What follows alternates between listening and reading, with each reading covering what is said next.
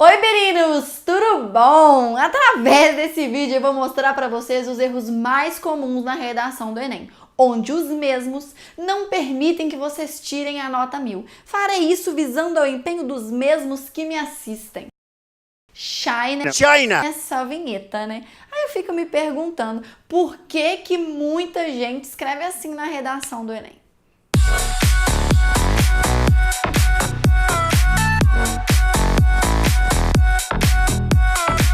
Domínio da norma culta é a competência número 1 da redação do Enem. E é justamente nessa parte que muitas pessoas perdem pontos. Hoje, finalmente, vamos tirar algumas dúvidas que às vezes viram um pesadelo na hora de escrever.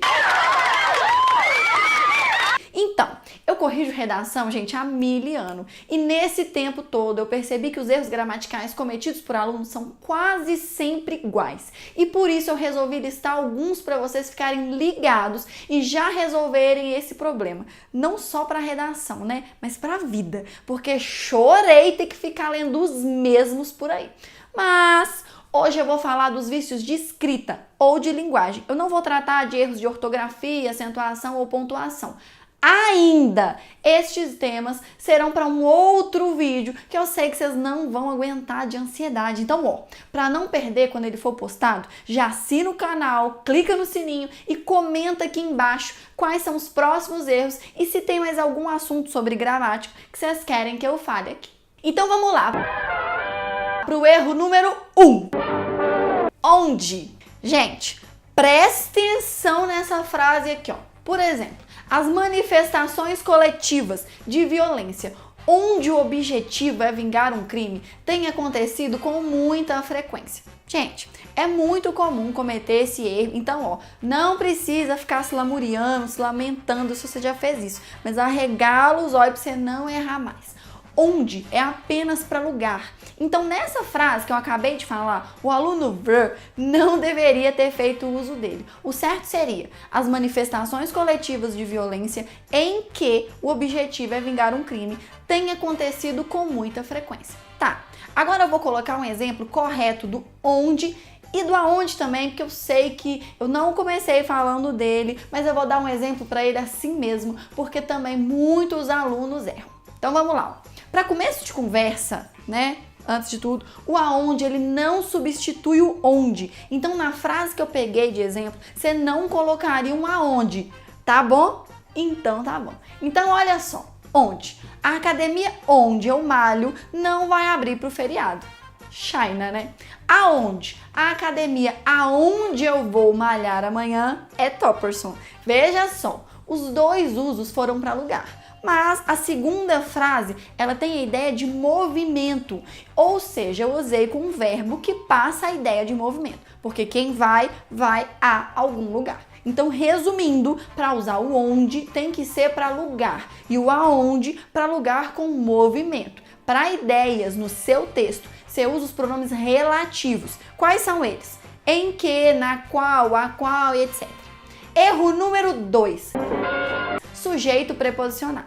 Aí você tá pensando assim, tudo bom, eu nunca ouvi sobre esse erro na minha vida. Querido, segura esse forninho aí, porque muita gente faz isso e nem percebe. O problema não tá nem em falar errado, até porque se a gente começar a falar certo o tempo todo, a gente fica chato, né? Você não pode escrever isso na redação do Enem e de outros vestibulares, porque os corretores, eles usam como critério para correção a gramática normativa. Então presta atenção nisso daqui, eu sei, foco! Eu tô aqui, né, falando 1000 coisas, mas vamos ao que interessa, né? Que raio de sujeito preposicionado que é esse? Bom, para explicar esse conceito, você precisa entender duas coisas. A primeira, nós temos as locuções, cujo conceito é, segundo a gramática do Segala, mais de um vocábulo que juntos exercem a função de uma palavra. Então, por exemplo, a fim de é uma locução prepositiva formada por 3 vocábulos, que significa a finalidade. A segunda coisa, o sujeito, na ordem sintática das frases, vem marcado com o artigo antes, para caracterizá-lo. Então agora presta atenção, você não pode juntar a preposição da locução com o artigo do sujeito, isso é um PS. Se você não lembra o que é uma preposição, aguenta aí, porque a gente ainda vai soltar um vídeo em breve sobre isso também. Tá, mas vamos voltar aqui, foco? Então, sujeito preposicionado é justamente isso. Quando nós temos uma locução prepositiva e o sujeito da oração. Aí a preposição ela fica separada do artigo. Olha só esses dois exemplos aqui. No caso do aluno, aceitar as respostas sem questionar. Gente, não é no caso do aluno aceitar as respostas. O certo seria, no caso de o aluno, aceitar as respostas sem questionar. Outro exemplo, e que você poderia usar na sua conclusão da redação. Em virtude de as escolas serem instituições formadoras de opinião, elas devem oferecer palestras socioeducativas com o intuito de... Erro número 3.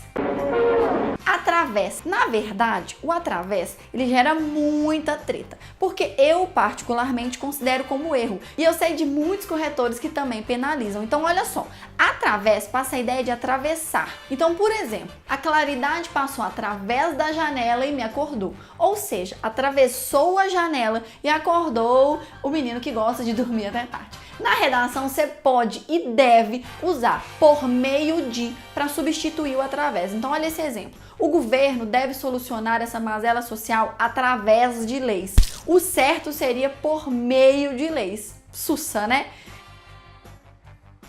Erro número 4. O mesmo, e que na verdade é um vício de linguagem e que pro texto não retoma nada. Na verdade ainda, nada na vida. Então, gente, eu não aguento mais. Ler porta de elevador com verifique se o mesmo se encontra.